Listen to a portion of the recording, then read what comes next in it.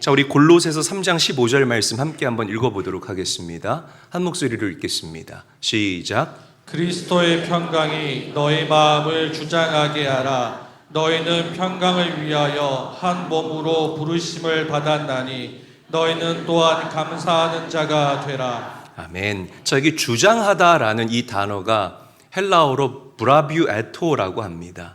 심판관이라는 뜻인 거예요. 그러니까 그리스도의 평강이 너희 마음에 심판관이 되게 하라라는 이제 그런 뜻과도 같은 겁니다. 이게 무슨 의미냐면, 예를 들어서 이번 한 주간 동안 제가 많은 것들을 결정해야 되고 또 이렇게 정해야 되는 그런 일 가운데 이게 굉장히 스트레스가 되더라고요. 또 업무도 과중하고 그러니까 저도 모르게 제 마음 안에 제가 허락하지 않았던 원망과 불평과 짜증들이 막 돌아다니는 거예요.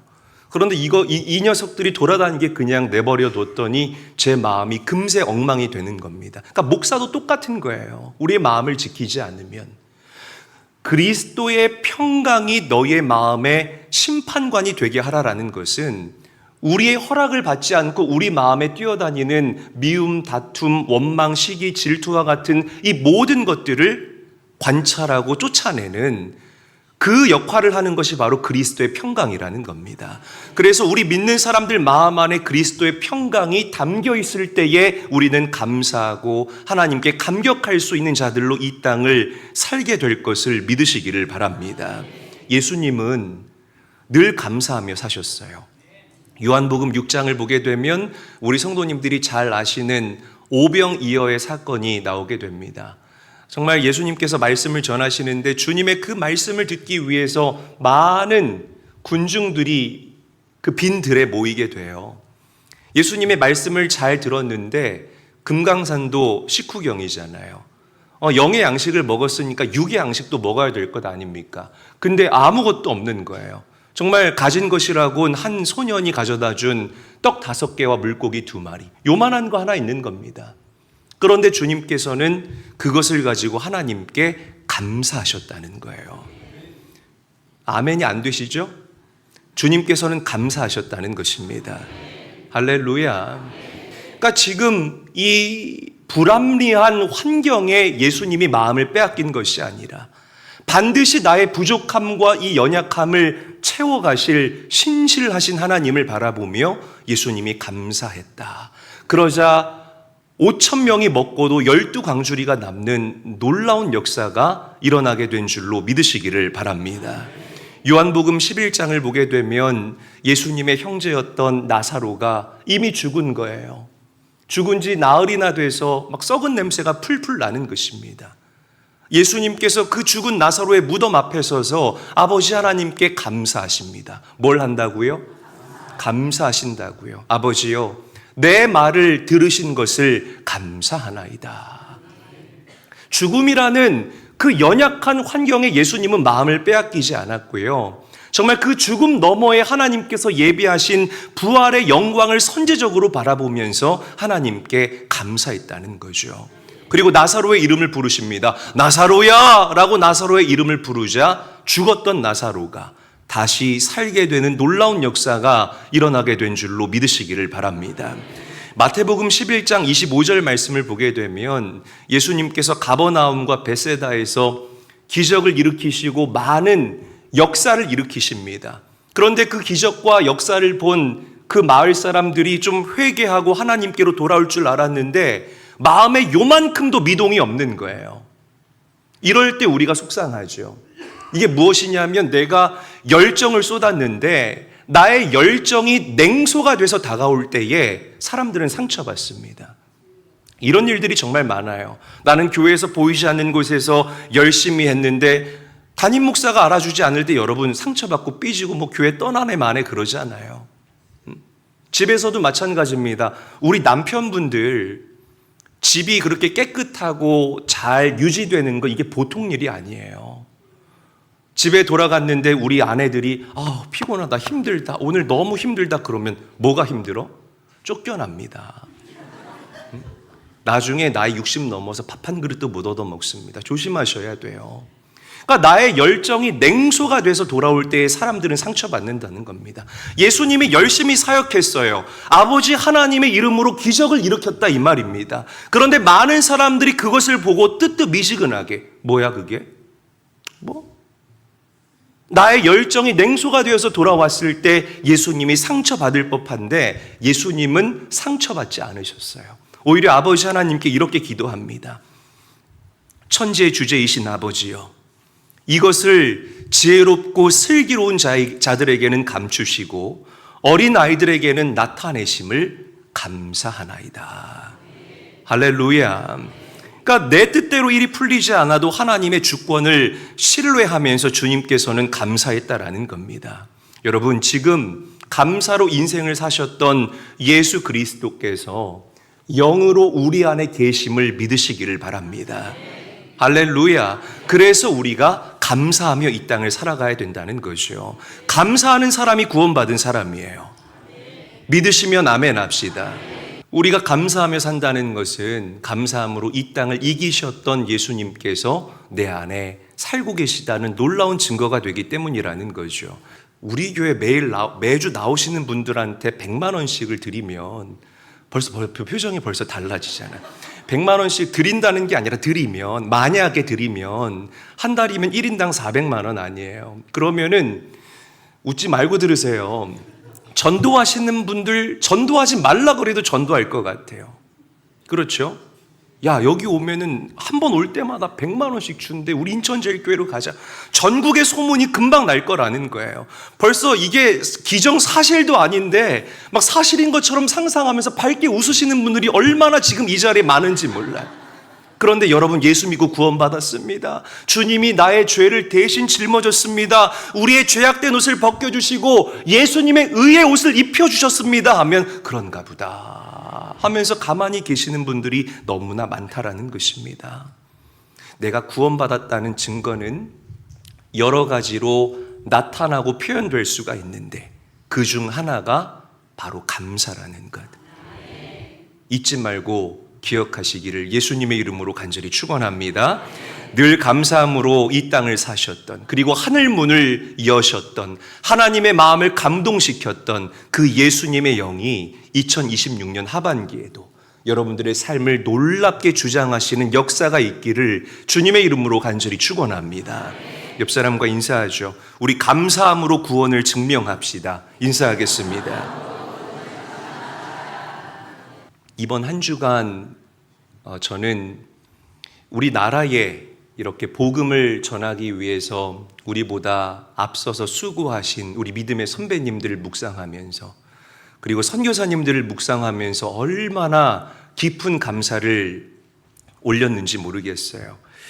그리고 또 이제 그 복음의 바통을 우리 세대에 지워주시고 또 여러분들에게 넘겨주셨다는 그 사실에 어깨가 무거워지기도 하고 또 마음에 거룩한 부담감이 자리 잡기도 했습니다. 제가 지난 6월에 목회자 세미나차 마카오에 다녀왔죠. 여러분, 마카오 하면 뭐가 떠오르십니까? 생각한 거 대답하세요. 네, 마카오 하면 뭐가 떠올라요? 그럴 줄 알았습니다. 근데 마카오는 카지노도 물론 유명하지만 마카오에는 우리 기독교 성지가 있어요. 감추어진 기독교 성지가 있다라는 거죠. 먼저 기독교 성지는 아니지만 여러분들이 잘 아시는 그 김대건 신부 아실 거예요. 이 양반이 마카오에서 유학을 했습니다. 20대 초반에. 그리고 공부를 다 마치고 조선 땅으로 돌아갔다가 모진 고문을 받게 돼요. 25살의 젊은 나이에 그만 이 세상을 떠나게 되죠. 거기 김대건 신부의 그 흔적들이 있습니다. 그래서 우리 개신교는 아니기 때문에 그냥 사진만 찍고 기록용으로 제가 가지고는 있는데, 이 마카오에 누구의 묘가 있냐면 모리슨 선교사님의 묘가 있어요. 이 모리슨 선교사님이 대한민국 이 조선 땅에 하나님의 말씀, 성경을 보급하는데 1등 공신을 했던 선교사님입니다. 사람들이 몰라요. 맨날 이거 땡기러 가는 거지. 마카오에는 그 모리슨 선교사님의 묘지 앞에서 감사의 기도를 했던 사람들이 있을까? 어딘지 잘 나타나 있지가 않아서 지도 펼쳐놓고 목사님들과 그 묘지를 찾으려고 정말 그 2만 보를 걸어가면서 땀을 뻘뻘 흘리면서 결국에는 묘지를 찾아냈습니다. 모리슨 선교사님의 묘와 그 아내의 묘와 그 자녀들의 묘 앞에서 눈물을 흘리면서 하나님께 감사하는 그런 시간을 가졌어요. 자, 이 대한민국에는 이 성경이 투 트랙으로 들어왔습니다. 잘 들어보세요. 하나는 중국을 통해서 북쪽으로 들어왔고요. 또 하나는 일본 나가사키를 통해서 남쪽으로 들어오게 됐습니다. 자, 당시에 마카오는 1800년대 초반, 중반, 후반, 1900년도 초반까지 마카오는 아시아 선교의 전략적인 요충지였어요. 그리고 많은 선교사님들이 모여서 이렇게 지혜를 합하는 그런 선교의 메카였습니다. 그런데 당시 마카오의 기술이 얼마나 발달돼 있었냐면 제가 직접 가서 찍어온 사진을 하나 보여드리면 이게 뭐냐면 성경을 인쇄하는 1800년도 초반에 마카오에 실존했던 성경 인쇄기예요. 대단하죠. 얼마나 그 디테일과 마감이 깔끔한지 모르겠습니다. 막 이 디테일에 미쳐있는 제가 이걸 봤을 때 얼마나 훌륭하게 이 완성도가 있는 그런 성경 인쇄기인지. 그런데 이제 저를 보세요. 1819년도에 이 모리슨 선교사님께서 이 인쇄기를 가지고 신천 성서를 완간을 이렇게 발간을 하시는 거예요. 전체가 다 한자로 되어 있는 그 성경을 신천 성서라고 하는데 이 성경이 우리나라에 들어오게 된 그 계기가 기가 막힙니다. 이 모리슨 선교사님을 누가 파송했냐면 여러분들이 잘 아시는 토마스 선교사님이 파송한 거예요. 토마스 선교사님이 1866년도에 제너럴 셔먼호를 타고 신천 성서를 들고 우리나라에 들어와요. 대동강으로. 그런데 이 배가 대동강에 정박해 있는데 이 배를 허락을 안 하는 거예요. 공격을 하는 거예요. 근데 내 손에 들려있는 이 신천 성서, 이 어렵게 쓰여진 이 한자로 되어 있는 이 성경, 이 하나님의 말씀을 내가 빼앗길 수 없잖아요. 그래서 이 성경을 다 강가에다 던져버려요. 강을 타고 흘러서 누군가는 이 성경을 주워서 하나님의 말씀을 읽었으면 좋겠다. 이제 그런 마음에서 성경을 던지게 됩니다. 그리고 무트로 내려온 토마스 선교사님이 나를 죽이려는 이 병사의 품에 여러분들이 잘 아는 이렇게 처음 듣는 표정 해주셔서 너무 감사합니다. 이렇게 품에 성경을 이렇게 안겨드리고 그렇게 순교를 하시죠. 자, 그런데 그 당시에 이 1800년대 후반에 이 대한민국 조선이었죠. 이 조선 땅은 문명을 막아놨습니다. 그래서 서양 사람들 뭐라고 불렀냐면 서양 도깨비라고 불렀어요. 눈도 퍼렇고 코도 크고 알아들을 수 없는 말 썰라썰라 하니까 서양 도깨비다. 성경을 서양 도깨비가 쓴 책이라고 했습니다. 그래서 이 강을 대동강을 타고 흘러간 이 성경을 수거하는 수거책들을 만들었는데 그 당시에 평양의 양반이었던 박영식이라는 사람이 그 성경 수거책의 일원 중에 하나였어요. 양반이었는데. 근데 이 박영식이 성경을 주워요. 신천성서를 줍는다는 거예요. 그런데 이 성경을 가지고 있는 게 불법이잖아요. 그래서 성경을 하나하나 찢어가지고 뭘 하냐면 자신의 집에 도배지로 삼습니다. 왜냐하면 종이가 없으니까. 그때 당시에 우리나라에 종이가 어디 있어요? 질이 너무 좋은 거예요. 그래가지고 야 이거 대박이네. 이거 우리 집 도배지 하면 딱 맞겠다. 쓱쓱 찢어가지고 도배지로 다 발라놔요. 그런데 양반이 일을 합니까? 일을 안 합니까? 양반은 일을 안 해요. 그러니까 이 박영식 씨가 날마다 방바닥에 누워서 뭘 했겠어요? 도배지로 붙여놓은 성경을 읽은 거예요. 나는 글씨를 아니까. 그렇죠. 태초에 하나님이 천지를 창조하시니라. 하나님이 세상을 이처럼 사랑하사 독생자를 주셨으니. 말씀을 읽는 가운데 말씀으로 나를 찾아오신 예수 그리스도를 영접하게 됩니다. 할렐루야. 그런데 복음의 역사는 여기서 끝나지 않아요. 토마스 선교사님이 신천성서를 대동강에다가 던졌을 때에 이 박영식 씨 말고 최치량이라고 하는 소년이 또 성경을 줍는데 글을 모르는 문맹이었습니다. 너무 궁금하고 너무 읽고 싶은 거예요. 그래서 글을 배워서 성경을 읽어요. 최치량이가. 읽다가 역시나 말씀으로 나를 찾아오신 예수 그리스도를 만나요. 하나님이 나에게 천당을 주셨구나. 천국이 아니었어요. 그때는 천당이라고 했습니다. 왜냐하면 집당자를 써가지고 많은 사람들의 염원이 뭐였습니까? 내 집 하나 갖는 게 소원이었잖아요. 천당. 하늘에 내 집 하나 있었으면 좋겠다. 천당. 그렇게 천당, 나에게 천당을 주신, 나는 여기 집 한 채 없지만 저 하늘에 나를 위해서 집을 마련해 주신 그 예수님께 감사하고 감격하는 마음으로 이 최치량이 열심히 공부해요. 그래서 이 양반이 나중에 집을 사는데 누구의 집을 사게 해요? 박영식 씨의 집을 사요. 할렐루야. 아멘이 되셔야죠. 할렐루야. 박영식 씨의 집을 사요. 성경으로 온 집을 도배해 놓은 그 박영식 씨의 집을 최치량이 사는 거예요. 여기서 복음의 역사는 끝나지 않아요. 잘 들어보세요. 이 집을 최치량이 뭐로 사용하냐면 여관으로 사용합니다. 그런데 그 여관에 누가 오냐면 한국에 복음을 들고 들어오시는 선교사님들이 그 여관에 묵게 됐어요. 여관에 들어왔는데 깜짝 놀란 거예요. 아니, 우리가 들어오기도 전에 하나님의 말씀이 막 도배지가 돼 있으니까, 이야, 인테리어 끝장난다. 우와, 우리는 이런 거 생각지도 못했는데 말씀으로 인테리어를 해버렸네? 선교사님들이 거기에 감동을 받은 거예요. 그리고 그 최치량이 구매한 그 집이요, 널다리골 교회가 됩니다. 여기서 복음의 역사는 끝나지 않아요. 이 널다리골 교회가 부흥하고 부흥해서 마침내 1907년도에 평양 대부흥운동의 주역이 되었던 장대현 교회가 된다는 거예요. 할렐루야. 제가 금요일에도 얘기했잖아요. 길선주 장로님이 회개하자 성령의 불이 떨어지게 되면서 이 한반도 전체에 삽시간에 회개의 불이 널리 퍼지게 되는 놀라운 역사가 바로 이 장대현 교회에서부터 시작이 됐다라는 거죠. 이 복음의 발자취를 추적하는데 너무 감사한 거예요. 아, 우리야말로 복음의 수혜자이구나. 여러분, 2025년도가 한국 선교 140주년이었습니다. 이 한국에 복음이 들어온 지 140년 만에 이 나라가 이렇게 잘 살게 되었구나. 어둠이 짙게 드리워진 이 나라에 복음의 빛이 조명되어지면서 어둠이 떠나가게 되고, 지독한 가난이 청산되어지게 되고, 사람들에게 배움이 생기게 되고, 예전에는 도움만 받았던 이 나라가 선교사들을 파송하는 나라로 우뚝 서게 됐다라는 거죠.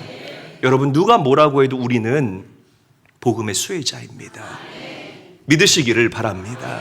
나만 이 수혜를 입고 끝나서는 안 된다는 거예요. 우리 자녀들 세대에게까지 이 복음의 아름답고 복된 DNA를 물려줄 수 있는 우리 사랑하는 성도들 될 수 있어야 할 줄로 믿습니다. 감사하십시오. 정말 감사하며 살아가야 된다라는 거죠. 신천성서 하나가 정말 이 한국교회 역사를 바꾸는 놀라운 하나님의 힘이 되었다는, 도구가 되었다는 것, 여러분 잊지 말고 기억하기를 바랍니다. 우리 옆 사람과 인사하죠. 우리는 복음의 수혜자입니다. 인사하겠습니다. 자, 우리가 감사를 잃어버리고 살아가는 또 다른 이유는 모든 것을 당연한 것으로 여기는 오만함 때문이다라고 생각해요. 하루를 마치고 내 사랑하는 남편이 집으로 돌아오는 것 당연해요? 당연하게 여기시면 안 돼요. 내 아내가 집으로 돌아오는 것 당연합니까? No, 그렇지 않아요. 우리 자녀들이 책가방 집어 던지면서 엄마 배고파 밥 줘라고 얘기하는 게 당연할까요? 그렇지 않습니다. 뉴스를 보면 아침에 멀쩡하게 나갔다가 저녁에 싸늘한 죽음이 되어서 돌아오는 그런 이야기들이 얼마나 많이 우리에게 보도되는지 모르겠어요. 오늘 내가 맞닥뜨리던 남편과 아내의 얼굴을 내가 자고 일어났을 때 내일 반드시 볼 것이라는 그런 확신을 갖지 마시라는 겁니다. 여러분, 우리가 이렇게 건강하게 하루하루 하나님께서 부어주시는 이 생명을 살아낼 수 있다는 것, 우리를 지키시고 우리에게 은혜를 공급하시고 우리에게 날마다 새로운 생명을 주시는 하나님의 은혜 때문이라는 사실을 믿고 감사하시기를 바랍니다. 할렐루야. 우리가 이렇게 숨을 편안하게 들이쉬고 내쉬는 것, 누군가에게는 소원이에요. 중환자실에 지금 코에다가 호흡기 꼽고요, 나 정말 자가호흡 한번 해보고 싶다고. 숨 한 번 내 힘으로 쉬었으면 소원이 없겠다라고 지금 간절하게 하나님께 기도하는 사람들이 얼마나 많은지 모릅니다. 감사할 수 있어야 돼요. 아멘. 우리가 이렇게 편안하고 시원한 예배당에서 얼마나 시원해요. 그죠? 겨울엔 조금 춥습니다. 죄송합니다. 이렇게 시원한 곳에서 우리가 하나님을 예배할 수 있는 것. 지금도 지구 어딘가에는 하나님을 예배하면 끌려가는 사람들이 너무 많아요. 감사할 수 있기를 예수님의 이름으로 간절히 축원합니다. C.S. 루이스 목사님이 기가 막힌 얘기를 했어요. 제가 이 책을 읽다가 너무 은혜가 돼서 좀 여러분들과 나누고 싶은데 제가 읽어드리겠습니다.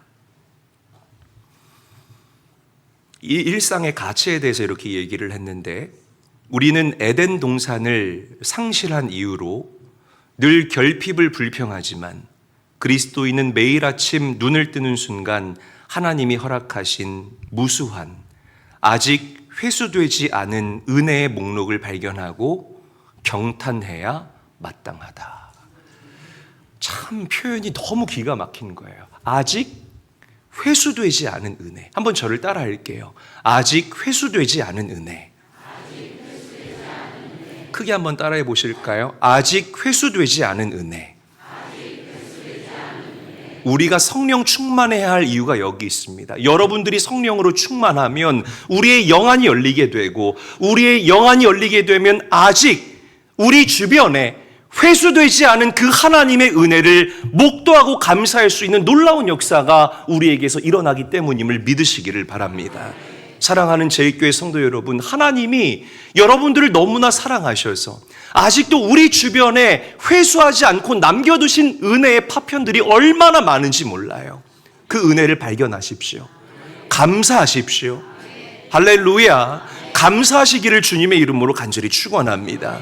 그래서 하박국 선지자가 이렇게 노래한 거예요. 우리 하박국 3장 17절 18절 말씀 함께 읽어볼게요. 시작. 비록 무화과 나무가 무성하지 못하며 포도나무에 열매가 없으며 감람나무에 소출이 없으며 밭에 먹을 것이 없으며 우리의 양이 없으며 외양간에 소가 없을지라도 나는 여호와로 말미암아 즐거워하며 나의 구원의 하나님으로 말미암아 기뻐하리로다. 아멘.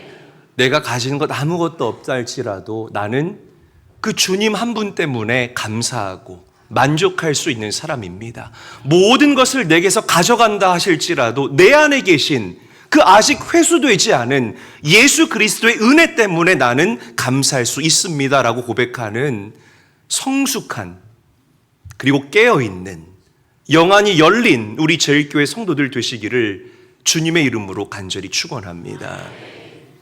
여러분들 한 사람 한 사람을 위해서 아직 우리 주님께서 회수하지 않으신 은혜가 있음을 믿으시기를 바랍니다.